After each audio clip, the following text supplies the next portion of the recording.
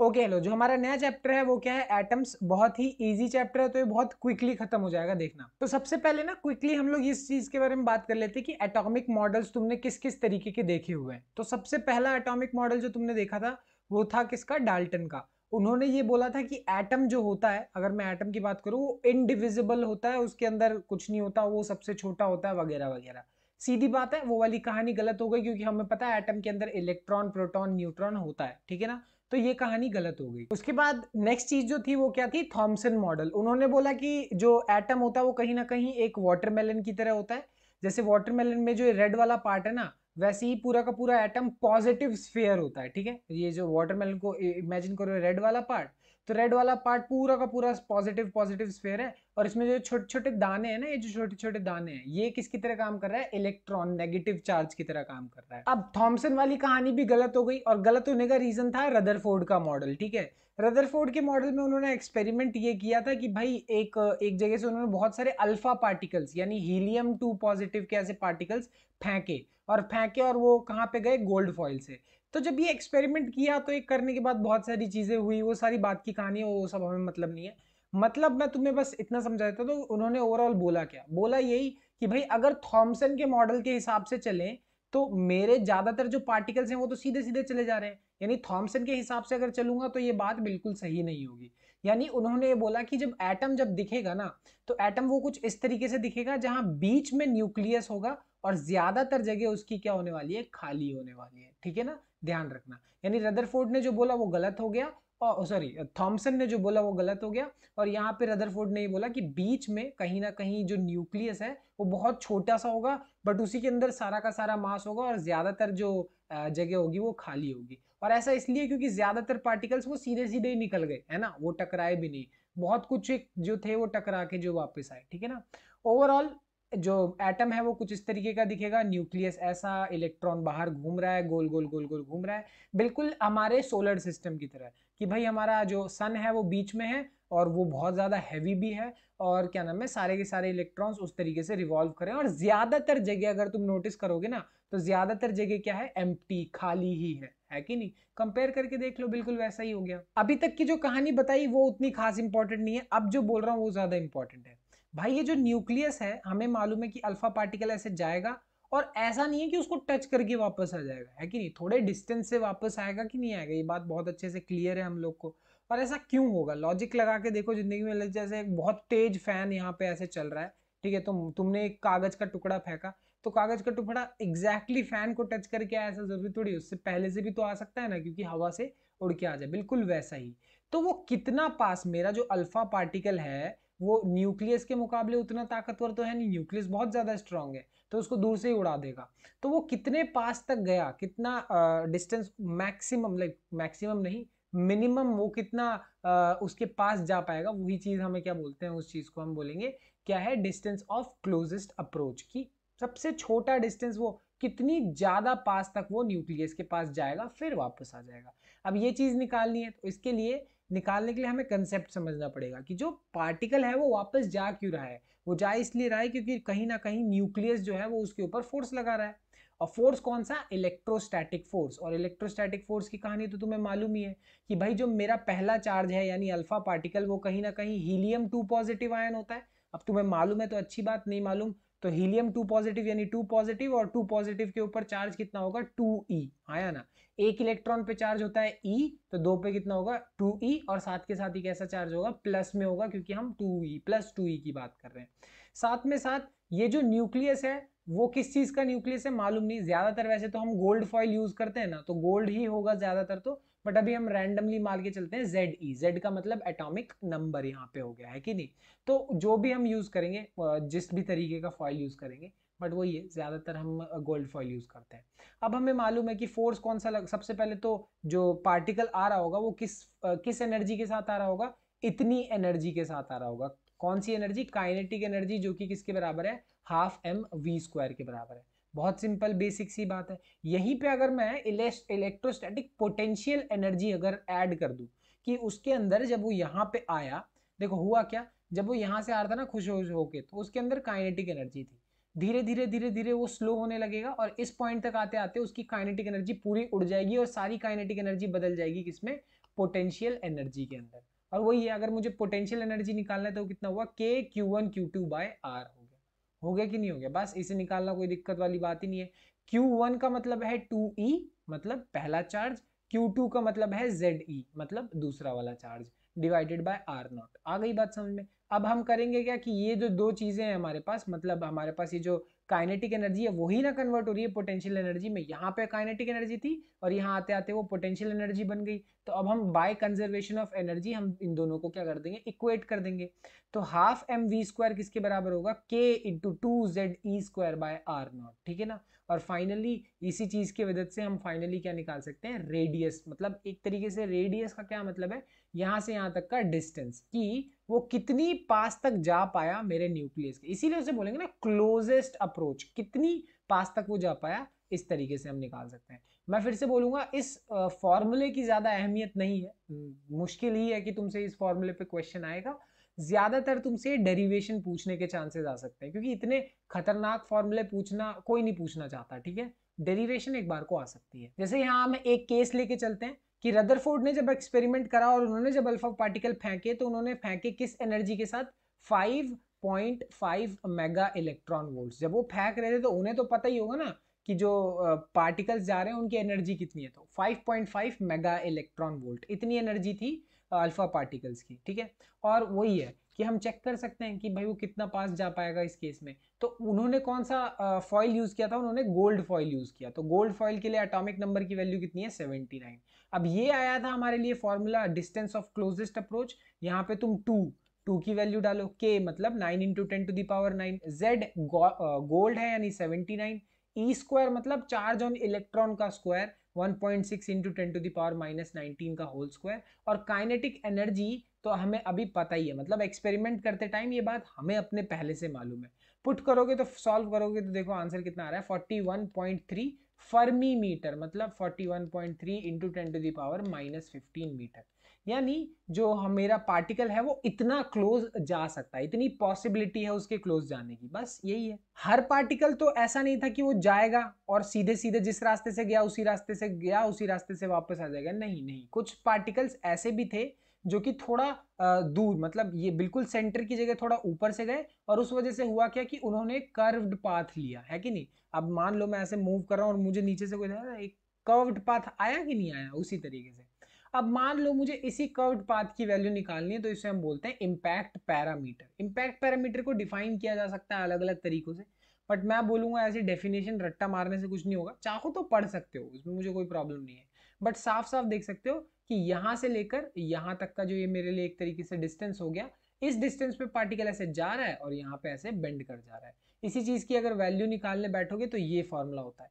दिखने में खतरनाक फॉर्मूला है, डायरेक्ट फॉर्मूला है, कोई डेरिवेशन नहीं है। फिर से इस फॉर्मूले की वैल्यू थोड़ी सी कम है, क्वेश्चन कम आते हैं, बट ऐसा नहीं है आएंगे ही नहीं, है ना। इसकी वैल्यू निकालना है, ऐसा भी नहीं है कि यहाँ पे z फिर से atomic number e charge on electron cot θ/2। Theta क्या है, जो एंगल जिस एंगल से वो क्या है मुड़ गया है, जिस भी एंगल से वो मुड़ा है उसकी वैल्यू थीटा है। और ई का मतलब क्या है मेरे लिए, एनर्जी है, काइनेटिक एनर्जी, बस यही वाली बात है। तो ई को रिप्लेस कर दिया हाफ एम वी स्क्वायर से, बाकी सारी वैल्यूज। तो इस पे क्वेश्चन इसलिए नहीं आता ना क्योंकि दो रीजन है। एक तो भाई एंगल वैंगल सॉल्व करना सर दर्द का काम है, दूसरा इसका जो फॉर्मूला है वो भी थोड़ा कॉम्प्लिकेटेड है, तो फिर से इस पे क्वेश्चंस कम आते हैं। बट फिर से मैं बोलूंगा ऐसा नहीं है कि नहीं आ सकता, कल को आ गया तो मुझे मत बोलना, आ सकता है, मतलब चांसेस हैं। यहीं से फिर से वही वाली कहानी कि अब यहाँ पे रदरफोर्ड का भी जो मॉडल था वो भी थोड़ा सा खराब इसलिए हो गया कि उन्होंने बोला था इलेक्ट्रॉन गोल गोल घूमेगा। अब गोल गोल घूमेगा तो तुम्हें मालूम है एक तरीके से वो रेडिएशन एमिट करेगा, है ना, वो रेडिएशन देगा, एनर्जी लूज करेगा, और लूज करते करते धीरे धीरे ऐसे ऐसे जा जाके गोल गोल घूम घूम के वो न्यूक्लियस में कोलाइड कर जाना चाहिए। ऐसा रियलिटी में होता नहीं है, बट जो उन्होंने बोला उस हिसाब से तो यही होना चाहिए था। ऐसा क्यों नहीं हो पा रहा है, इस चीज को वो एक्सप्लेन नहीं कर पाए थे, यही उनका ड्रॉबैक था। यहीं पे आता है एक नया मॉडल जिसको हम बोलते हैं Bohr's model for hydrogen atom. तुम ये भी बोल सकते हो कि जब इतने सारे मॉडल गलत थे तो हम पढ़ क्यों रहे हैं, वो एक बात की बात है, कहानी कभी बताऊंगा उसके बारे में भी। बट हाँ, अभी के लिए इतना समझ लो कि यहाँ पे जो पिछले मॉडल्स थे उनके कंपैरिजन में बोर मॉडल काफी हद तक सही था, और स्पेसिफिकली अगर मैं हाइड्रोजन एटम के लिए बात करूँ तो काफी सही था, ठीक है ना। अब यहाँ पे पॉस्टुलेट्स दिए उन्होंने, कुछ कुछ रूल्स दिए, सुनते चले जाओ। पहला पॉस्टुलेट हमारे लिए यही है कि इलेक्ट्रॉन्स जब भी मूव करेंगे न्यूक्लियस के अराउंड तो वो क्या होगा, उनका एक सर्कुलर पाथ होगा, ठीक है ना। एक सर्कुलर पाथ में वो मूव करते हैं, जिसको हम orbit, stationery state, energy state कुछ भी बोल सकते हैं, कोई दिक्कत वाली बात नहीं है। हाँ, जब भी इलेक्ट्रॉन जब मूव करेगा ना, जैसे वो सर्कुलर पाथ में मूव कर रहा है, तो वो उसकी जो वहां पे रेडियस है और जो एनर्जी है वो क्या होगा, फिक्स होगा। ऐसा नहीं है कि उसकी एनर्जी कंटिन्यूअसली बदल रही है, बढ़ रही है, घट रही है, नहीं, नॉट एट ऑल। तभी यही चीज एक्सप्लेन करती है कि रदरफोर्ड के मॉडल को, ठीक है, उन्होंने दिया भी, फॉर्मूला भी दिया रदरफोर्ड रेडियस का और एनर्जी का। तो ये चीज ये प्रूव करती है कि कहीं ना कहीं रेडियस और एनर्जी इलेक्ट्रॉन की इस पर्टिकुलर ऑर्बिट में क्या रहने वाली है, सेम रहने वाली है। और इसी चीज के लिए हमने नाम भी दिए थे। चलो अगर मान लो हाइड्रोजन है, तो तुम्हें याद होगा कि ये जो पहला वाला होता था उसको हम के बोलते थे, दूसरे वाले को एल बोलते थे, फिर एम बोलते थे, के एल एम एन। और भी तरीके हैं बोलने के कि ये n इज इक्वल्स टू 1 हो गया, n इज इक्वल्स टू 2 हो गया, n इज इक्वल्स टू 3 4 5 6, ऐसे ऐसे करके, ठीक है ना। अब यहाँ पे पहला वाला जो है, अगर इस वाले का अगर मैं निकालूं तो इसे हम बोलेंगे क्या, ग्राउंड स्टेट, ठीक है, इसे हम बोलेंगे ग्राउंड स्टेट। दूसरा वाला मेरे लिए क्या हो गया, फर्स्ट एक्साइटेड स्टेट, है ना। और यहाँ पे अगला वाला मेरे लिए क्या हो गया, सेकेंड एक्साइटेड स्टेट। यानी अभी तक जो तुम बोल रहे थे ना के एल एम एन, ठीक है, n is equals to 1, n is equals to 2, ठीक है, वो भी बोल सकते हो, कोई प्रॉब्लम नहीं है। बट अब ये जो यूज करते हैं इसे बेस्ट तरीका मानो। जैसे हमारे लिए एक बिल्डिंग है, बिल्डिंग का सबसे नीचे ग्राउंड फ्लोर, फिर फर्स्ट फ्लोर, फिर सेकेंड फ्लोर, फिर थर्ड फ्लोर, वैसे ही सबसे पहला वाला जो है उसे हम ग्राउंड स्टेट, फिर उसके अगले वाले को फर्स्ट एक्साइटेड स्टेट जिसका n इज इक्वल्स टू 2 है, इसका n इज इक्वल्स टू 1 है, इसका n इज इक्वल्स टू 2 और n इज इक्वल्स टू 3, मतलब क्या है, सेकेंड एक्साइटेड स्टेट। ये कहानी बस पता रहनी चाहिए, बहुत बार यूज होने वाली है इसीलिए। सेकेंड पॉस्टुलेट में वही वाली बात कि भाई एनर्जी जो है वो बदलेगी नहीं, does not changes with time. But ध्यान रखना, सेकेंड पॉस्टुलेट में बहुत ही एक इंपॉर्टेंट बात बोली गई, एनर्जी जब तक वो एक ऑर्बिट में है, ठीक है, जब तक वो एक इसी ऑर्बिट में गोल गोल गोल गोल घूम रहा है तब तो एनर्जी नहीं बदलेगी। बट अगर इलेक्ट्रॉन एक ऑर्बिट से दूसरे ऑर्बिट में मूव करेगा तब एनर्जी बदलेगी। और देखो वो कैसे बदलेगी, अगर वो मूव करता है लोअर टू हाइयर की तरफ इस तरीके से, ठीक है, अगर वो लोअर ऑर्बिट से हाइयर ऑर्बिट की तरफ जाता है तो उस दौरान एनर्जी को वो क्या करेगा, एब्जॉर्ब करेगा, ठीक है, उसके अंदर और ज्यादा एनर्जी आ जाएगी। और वही इसका उल्टा कर दूं कि अगर वो मान लो क्या करे, हाइयर से लोअर की तरफ जाए, बड़े ऑर्बिट से छोटे ऑर्बिट की तरफ जाएगा, तो वो एनर्जी को क्या करेगा, एमिट करेगा, बाहर की तरफ छोड़ेगा। ये बात ध्यान रखना, ठीक है ना। वैसे तो ये बहुत इजी सिंपल सी बात है, बट फिर भी कि पहला वाला यानी छोटे ऑर्बिट से बड़े ऑर्बिट में जाओगे एनर्जी एब्जॉर्ब होगी, और बड़े ऑर्बिट से छोटे ऑर्बिट में जाओगे एनर्जी क्या होगी, एमिट होगी, सिंपल सी चीज। अगली चीज, energy change does not take place in a continuous manner. जो एनर्जी का चेंज है ना वो एक कंटिन्यूअस मैनर में नहीं होने वाला, सिंपल सी बात है। ऐसा नहीं है कि भाई आज तुमने एनर्जी एक बोली, कल कंटिन्यूअसली फिर 1.1 हो गई, 1.2, तुम्हारे हिसाब से एनर्जी नहीं। एनर्जी के ना एक फिक्स पैकेट्स होने वाले, फिक्स वैल्यूज होने वाली है, जिसके बारे में हम आगे डिस्कस करेंगे। तो जैसा कि मैंने तुम्हें बताया, अब मान लो इलेक्ट्रॉन अपना ऑर्बिट चेंज कर रहा है, छोटे से बड़े या बड़े से छोटे में जब वो जाएगा, अब वो क्या करेगा, एनर्जी रेडिएट करेगा, ठीक है ना। ऐसा नहीं है, हाँ, जब तक वो इसी में है, इसी में गोल गोल गोल गोल घूम रहा है, तब तक तो वो कुछ नहीं करने वाला। जैसे ही उसने अपना ऑर्बिट बदला वो एनर्जी रेडिएट करेगा। और अगर एनर्जी जहां होगी उस एनर्जी का क्या होती है, फ्रीक्वेंसी भी होती है, ठीक है ना। ये बात ध्यान रखना, जहां एनर्जी होगी उस एनर्जी की यानी उस तरीके की वेव की कहीं ना कहीं एक फ्रीक्वेंसी भी होगी। और अगर तुम्हें फ्रीक्वेंसी निकालनी है तो वो थर्ड पॉस्टुलेट में आता है कि फ्रीक्वेंसी ऑफ रेडिएशन को हम इस तरीके से देखते हैं कि frequency is equals to change in energy by Planck's constant. और इस चीज को मैं थोड़ा सा और आसान कर दूं अगर तुम्हारे लिए, कि यहाँ पे ध्यान रखना कि E तो है एनर्जी और H क्या है, प्लैंक्स कांस्टेंट। तुमने केमिस्ट्री में पढ़ा होगा energy is equals to h nu, हाँ, यानी energy is equals to Planck's constant times the frequency. ये बात ध्यान रखना।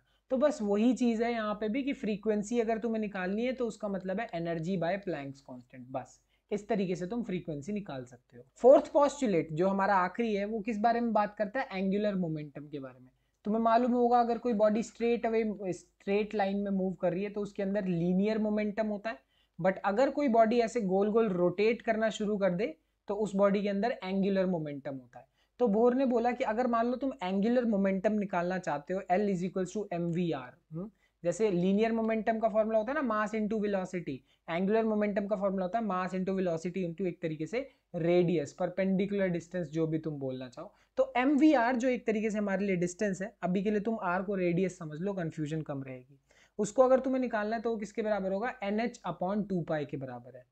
h प्लैंक्स कांस्टेंट है, पाई कांस्टेंट है, ये बात तुम्हें मालूम है। n क्या है, n मेरे लिए एक तरीके से क्या हो गया, नंबर, कि भाई पहले वाले को हम नंबर 1 देते हैं, दूसरे वाले n = 2 3 4 5 इस तरीके से, बस यही वाली कहानी है।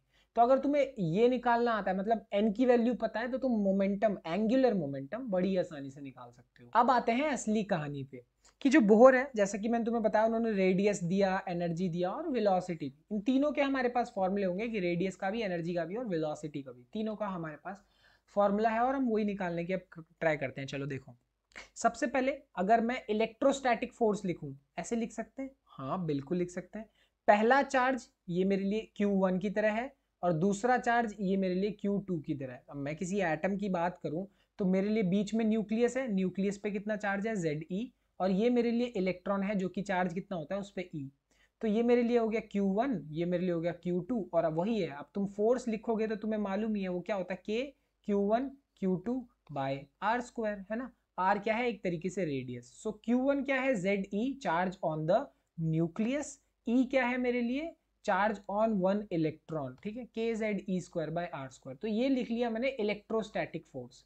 बट क्या इस इलेक्ट्रॉन पे कोई और फोर्स लग रहा है, हाँ बिल्कुल लग रहा है। कभी भी कोई बॉडी अगर गोल गोल गोल गोल गोल गोल घूमती है तो उस पर एक फोर्स लगता है, जिसको हम बोलते हैं सेंट्रीपिटल फोर्स, पता होना चाहिए तुम्हें, जो कि किसके बराबर होता है, mv²/r के बराबर होता है, ठीक है ना।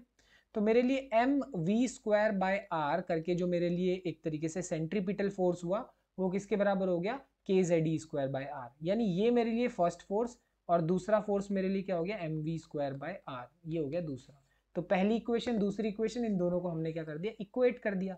इक्वेट किया तो हम क्या निकालेंगे, r की वैल्यू, है ना, यहाँ से। बट तुम नोटिस करोगे कि ये कोई बहुत बढ़िया वैल्यू नहीं है, क्योंकि r = kZe²/mv²। यहाँ मुझे वेलोसिटी ऑलरेडी पता नहीं है, तो पहले मैं वेलोसिटी निकाल लूँ, फिर रेडियस बाद में निकालते चलेंगे, है ना।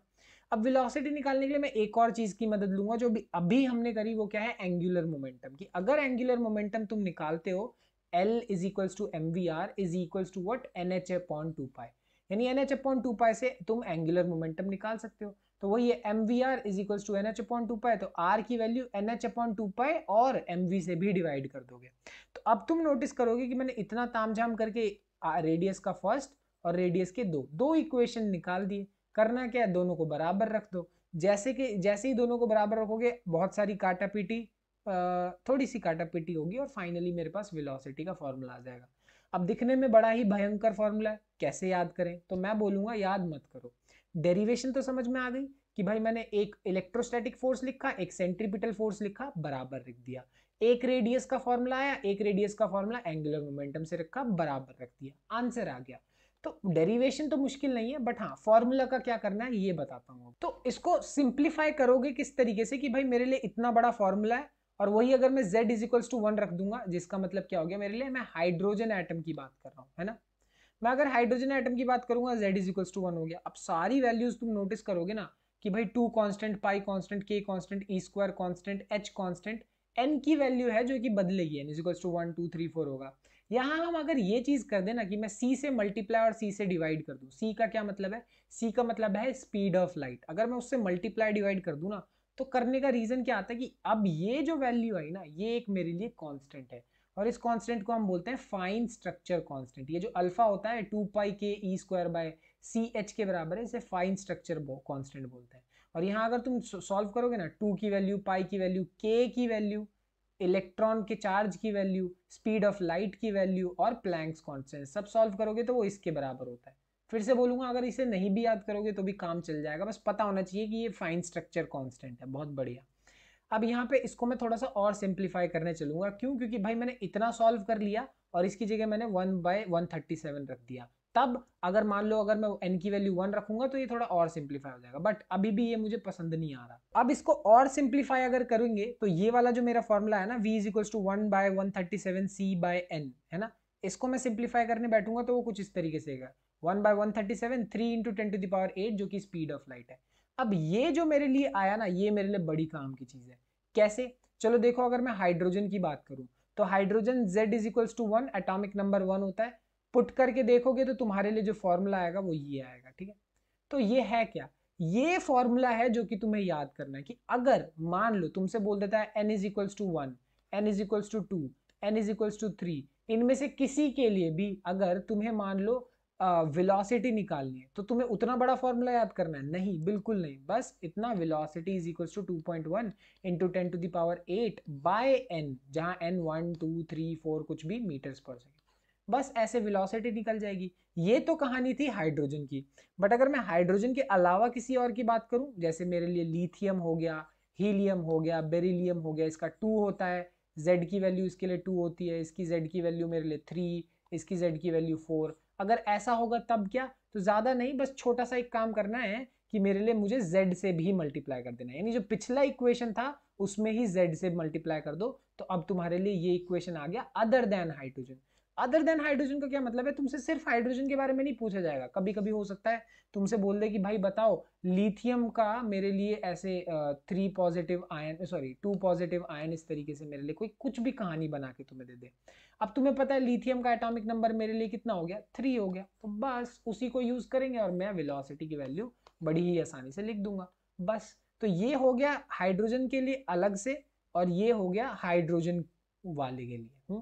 और अगर तुम्हें इतने भी प्रॉब्लम है ना तो तुम सिर्फ इतना याद रखो, 2 into 10 to the power 2.1 into 10 to the power 8 into z by n. और वही है, जेड की वैल्यू 1 रख दो अगर वो हाइड्रोजन की बात करे, और हाइड्रोजन के अलावा किसी की बात करे तो उसके जेड की वैल्यू रख दो। जैसे कि एग्जाम्पल के तौर पे ये बोलो, जैसे तुमसे हीलियम बोला, हीलियम मतलब z is equals to 2, n की वैल्यू मेरे पास 3 दी हुई है, बोला है चलो स्पीड निकालो। अगर तुम एक्चुअल सोल्यूशन देखोगे ना कहीं पे भी तो तुम्हें ये सोल्यूशन मिलेगा, खराबी नहीं है इसमें। बट अगर तुम सॉल्व करके देखो, इतनी बड़ी कैलकुलेशन सॉल्व करने मैं अगर बैठ जाऊँ ना तो मैं तो इतना आलसी हूँ, मुझे 3 दिन लग जाएंगे सॉल्व करते करते। तो मैं क्या करूंगा, एक आसान तरीका यूज करूंगा कि मुझे पता है अदर देन हाइड्रोजन, मतलब अदर देन हाइड्रोजन यानी ये हीलियम की बात चल रही है ना, तो ये मेरे लिए फॉर्मूला था, है ना, 2.1 into 10 to the power 8 z by n. बस z की वैल्यू मेरे लिए यहाँ पे कितनी है? z की वैल्यू है 2 और n की वैल्यू मेरे पास कितनी है? 3। बस इन दोनों वैल्यूज को अगर पुट करके देखोगे ना तो तुम्हें एग्जैक्टली सेम आंसर मिलेगा। मैं नहीं, तुम खुद ट्राई करके देख लो, एग्जैक्ट सेम आंसर मिलेगा, कोई गलत भी नहीं कर सकता। तो इसे याद करना भी आसान है, सॉल्व करना भी आसान है, और यही यूज भी करना आगे से। इतने बड़े फॉर्मूले के चक्कर में मत पड़ना, ठीक है ना? ठीक है, तो वेलोसिटी की सारी कहानी पूरी हो गई। अब मान लो मुझे रेडियस निकालना है, तो रेडियस निकालने के लिए मुझे क्या करना पड़ेगा? L is equals to m v r is equals to n h upon 2 pi, ये ऑलरेडी कर चुके हैं, और वहां से हमने एक रेडियस का फॉर्मूला निकाला था जो कि मैंने बोलता अभी पूरा नहीं है क्योंकि इसमें वेलोसिटी है और मुझे अच्छा नहीं लग रहा है ये फॉर्मूला। पहले वेलोसिटी हटेगा तब जाके एक अच्छा फॉर्मूला बनेगा, और वेलोसिटी का फॉर्मूला अभी हम निकाल चुके हैं कि नहीं। तो तुम्हें करना क्या है, इस वेलोसिटी को उठाओ, यहाँ पे पुट कर दो, और जैसे ही तुम पुट करोगे तो तुम नोटिस करोगे कि इतना भयंकर फॉर्मूला, और ये सच में पिछले वाले से भी भयंकर है, मतलब जितना वेलोसिटी का भयंकर था ना उससे ज्यादा भयंकर है। डेरिवेशन बड़ी आसान है बट फॉर्मूला बड़ा बुरा सा है। तो इस फॉर्मूले को सिंप्लीफाई करने से पहले एक बोर रेडियस की भी कहानी देख लो। बोर से रेडियस का क्या मतलब है कि जब z की वैल्यू 1 और n की वैल्यू 1 होती है ना, तो वो वाला रेडियस जो होता है उस रेडियस को हम बोहर्स रेडियस बोलते हैं। z की मतलब वैल्यू 1 मतलब हाइड्रोजन, और n की वैल्यू मतलब 1 मतलब ग्राउंड स्टेट। यानी हाइड्रोजन के ग्राउंड स्टेट की बात करूं, हाइड्रोजन के पहले ऑर्बिट की बात करूं, तो उसे हम बोहर्स रेडियस बोलते हैं, ठीक है ना। अब वही है, पुट करके देख लो, यहाँ पे h भी कांस्टेंट है, पाई भी कांस्टेंट है, mass of electron constant, k constant, e की वैल्यू कांस्टेंट, सब सॉल्व करोगे तो तुम्हें ये मिलेगा, यानी 0.53 एंगस्ट्रॉम, ये मिलेगी बोर्स रेडियस की वैल्यू। बट क्या ये इंपॉर्टेंट है? मैं बोलूंगा नहीं, उतना कोई खास इंपॉर्टेंट नहीं है। इंपॉर्टेंट है ये सिंप्लीफाइड फॉर्मूला, ठीक है। अगर सिंप्लीफाइड फॉर्मूला को समझना है तो ये बहुत ज्यादा आसान होता है। इतने बड़े फॉर्मूला को मैं याद नहीं करूंगा, तो मैं करूंगा क्या, मैं इन सबको सॉल्व करके देखूंगा ना, तो ये मेरे लिए एक इजी सा फॉर्मूला निकाल के दे देगा, और वो है ये, ठीक है। कि अगर मान लो मुझे हाइड्रोजन के लिए रेडियस निकालना है 0.53 n स्क्वायर ए नॉट, बस ये हो गया मेरे लिए क्या कि 0.53 n स्क्वायर ए नॉट, यानी हाइड्रोजन के लिए ये हो गई मेरे पास क्या कहते हैं रेडियस निकालने के लिए फॉर्मूला। कितना आसान है, एंगस्ट्रॉम में आंसर आ जाएगा, बस n की वैल्यू डालनी है, n की वैल्यू 1 2 3 कुछ भी हो डाल दो, रेडियस आ गया। और वही अदर देन हाइड्रोजन की बात करूं, हीलियम लिथियम बेरिलियम, ठीक है। तो बस क्या करना है, z से डिवाइड भी कर देना है। यहाँ पे z कैसे डिवाइड नहीं है, क्योंकि z की वैल्यू 1 है, डिवाइड कर भी दो तो कोई फर्क पड़ने नहीं वाला। बट हाँ, हीलियम का 2, लिथियम का 3, बेरिलियम का 4, तो z से डिवाइड करोगे तो फर्क पड़ेगा। तो ये फॉर्मूला हो जाता है तब जब हम अदर देन हाइड्रोजन की बात करें, ठीक है। और ये बहुत यूजफुल है। जैसे कि ये फॉर क्वेश्चन देखो, अब यहाँ पे तुमसे बोला गया है कि बोर रेडियस की वैल्यू तुम्हें पहले ही बता दी है, ठीक है, नहीं भी बताते ना तो मेरा काम चलो इस क्वेश्चन को ऐसे ही इमेजिन कर लो ना कि भाई मुझे ये बताया ही नहीं है, ठीक है, मुझे बस इतना बोला रेडियस ऑफ लिथियम निकालो ग्राउंड स्टेट में, ठीक है। तो अगर ये चीज मुझसे बोली है तो मैं कैसे निकालूंगा ग्राउंड स्टेट? ग्राउंड स्टेट का मतलब n इज इक्वल्स टू 1 और लिथियम का मतलब एटॉमिक नंबर उसका कितना हो गया 3। अब निकालने अगर मैं जाऊं तो बहुत ही आसान है, बहुत ही ज्यादा आसान है। कैसे?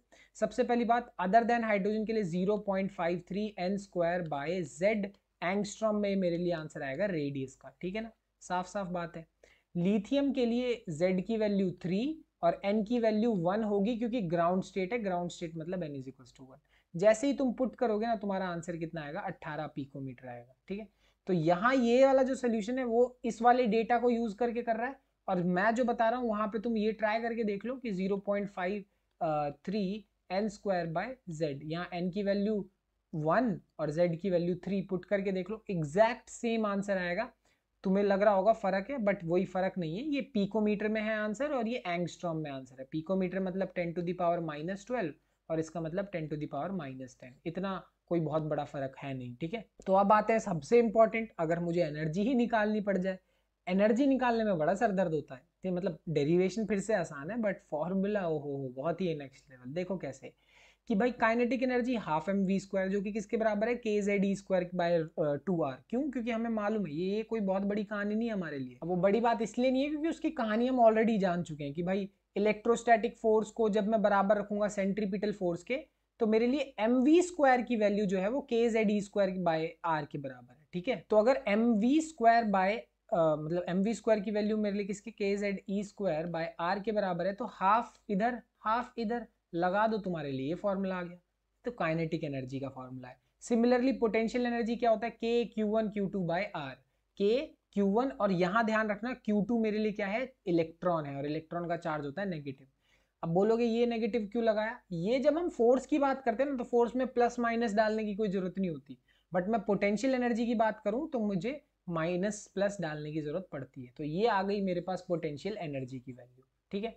अब तुम्हें मालूम है तुम काइनेटिक एनर्जी और पोटेंशियल एनर्जी दोनों को ऐड कर दोगे तो तुम्हें टोटल एनर्जी मिल जाती है, और दोनों को ऐड करो यानी ये हो गई मेरे लिए क्या, काइनेटिक एनर्जी, ये हो गई मेरे लिए क्या, पोटेंशियल एनर्जी।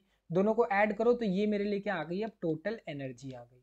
और इसको और सॉल्व करने के लिए हम क्या कर सकते हैं कि हमने जो रेडियस का फॉर्मूला निकाला था ना वो हम यहाँ डाल दे सकते हैं। तो रेडियस का फॉर्मूला जो हमने निकाला था डाल देंगे तो हमारे पास और भी भयंकर सबसे बुरा रेडियस सॉरी एनर्जी का फॉर्मूला आ जाएगा।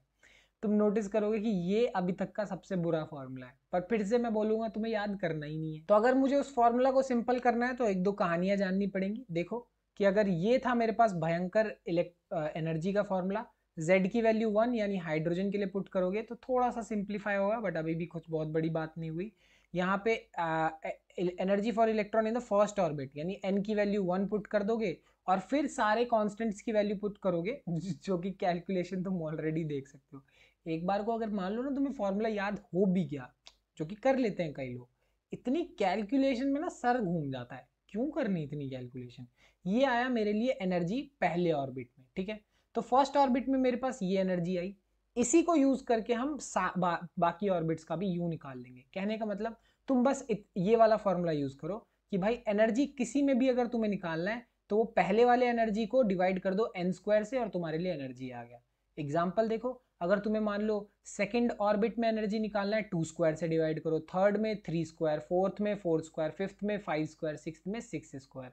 बस उनसे डिवाइड करते चले जाओ और पहला दूसरा तीसरा चौथा मतलब सॉरी दूसरा तीसरा चौथा पांचवा इन सब में तुम्हें एनर्जी मिलती चली जाएगी। यही कहानी इंपॉर्टेंट है, इसके अलावा कुछ इंपॉर्टेंट है भी नहीं, समझे। तो सिंप्लीफाई करके मैं बता देता हूं, अगर मैं हाइड्रोजन की अगर बात करूं तो हाइड्रोजन के लिए तुम्हें क्या करना है, -13.6 n स्क्वायर, यानी ये तो तुम्हें मालूम ही है, बस उसको n स्क्वायर यानी n की वैल्यू 1 2 3 4 जो भी आ रही है उससे डिवाइड कर दो, तुम्हें एनर्जी मिल जाएगी उस पर्टिकुलर ऑर्बिट में। और वही अदर देन हाइड्रोजन में बात करूं तो फॉर्मूला सेम रहने वाला है, ठीक है, बस तुम्हें z स्क्वायर से भी मल्टीप्लाई कर देना है। यानी हीलियम के लिए 2 स्क्वायर, लिथियम के लिए 3 स्क्वायर, इस तरीके से, ठीक है।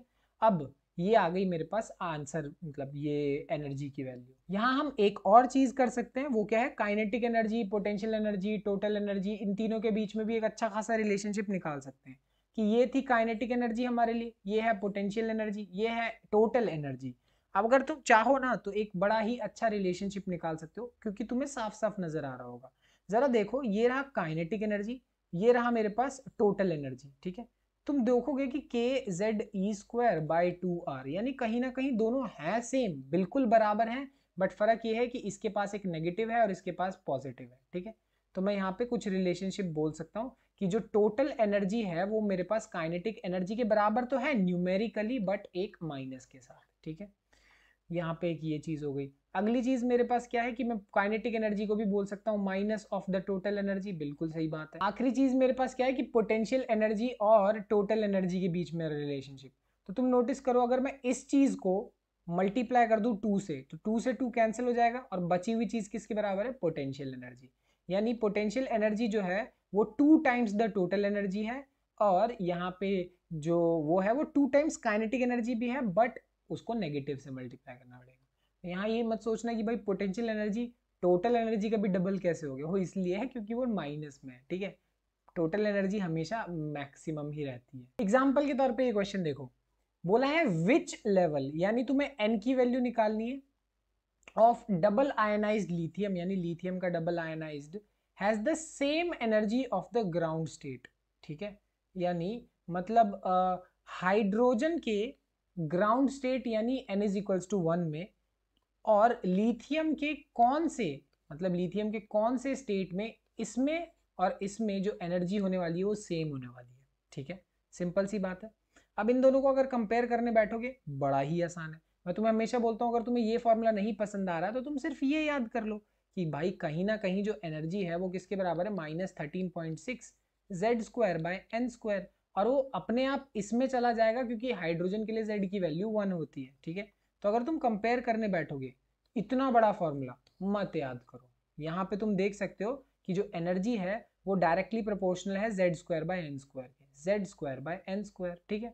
तो मेरे लिए क्या हो गया, लिथियम के लिए और हाइड्रोजन के लिए दो अलग अलग चीजें हो गई कि ये हो गया z square by N square, z square by N square, but ये है मेरे लिए लिथियम के लिए और ये है मेरे लिए हाइड्रोजन के लिए। अब तुम लिथियम के लिए जेड की वैल्यू 3, एन की वैल्यू हमें निकालनी है, हाइड्रोजन के लिए जेड की वैल्यू 1 और एन की भी वैल्यू 1 है, मैं नहीं बोल रहा, ये बोला हुआ है उन्होंने ही क्वेश्चन में, ग्राउंड स्टेट मतलब n इज इक्वल्स टू 1।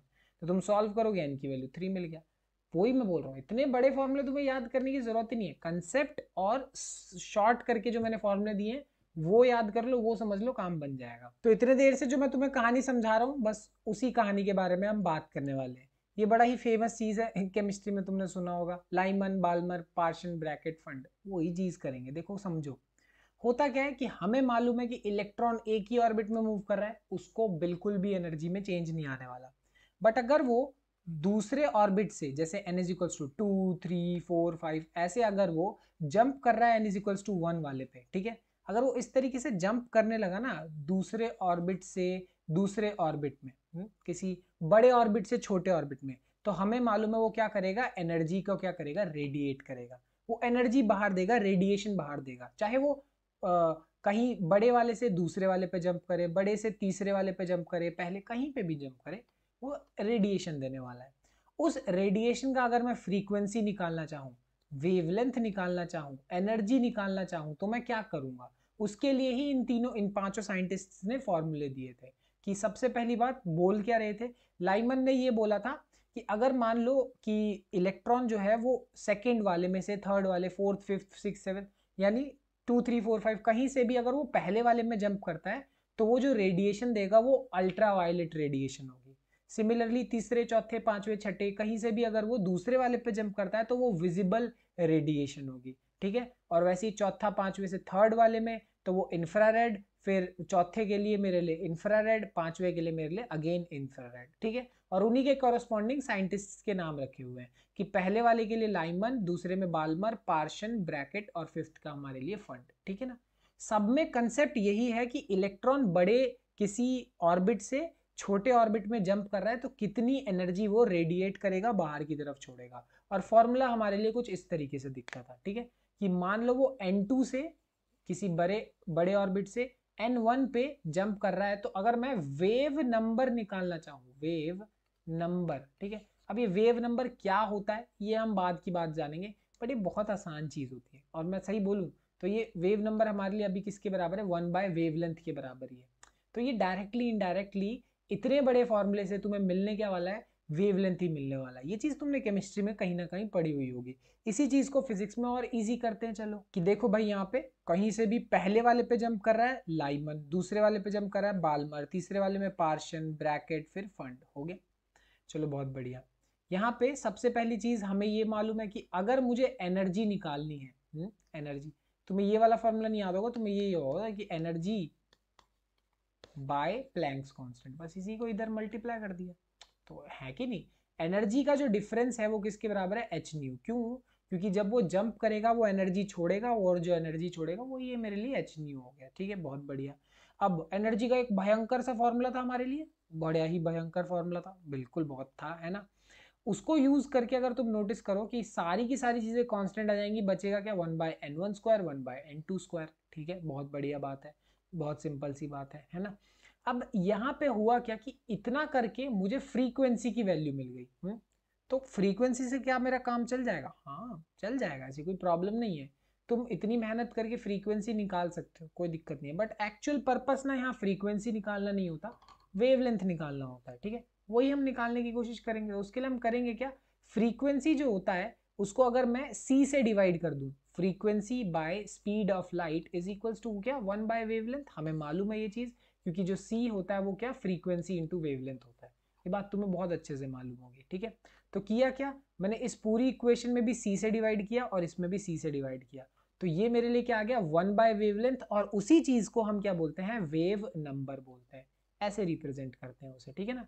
तो इतना सॉल्व करके तुम्हें मिलेगा क्या, वेव नंबर मिलेगा। और ये जो मेरे पास बड़ा सा ये आया ना, ये मेरे लिए कांस्टेंट है, जिसे हम क्या बोलते हैं, रिडबर्ग्स कांस्टेंट बोलते हैं। बस इतनी सी कहानी है, इसमें इतना ज्यादा कुछ होता नहीं है, इतना टेंशन लेने वाली बात नहीं।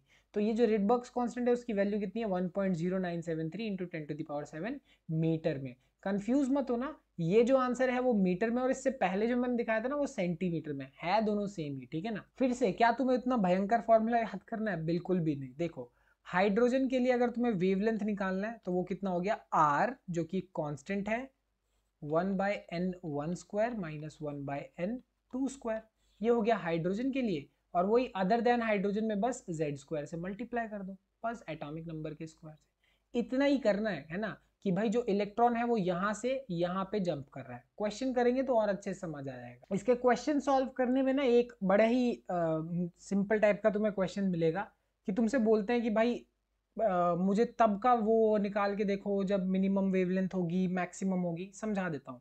अगर मान लो इलेक्ट्रॉन जो है वो जंप करता है इन्फिनिटी से n इज इक्वल्स टू 1 2 3 4 जो भी, यहाँ मैं 1 का एग्जाम्पल ले रहा हूँ, 1 का मतलब लाइमन, 1 की जगह अगर 2 हो तो बाल्मर, 3 हो तो पार्शन, 4 हो तो ब्रैकेट, 5 हो तो फंड, हमें मालूम है, बट 1 का मैंने एग्जाम्पल लेके चला है।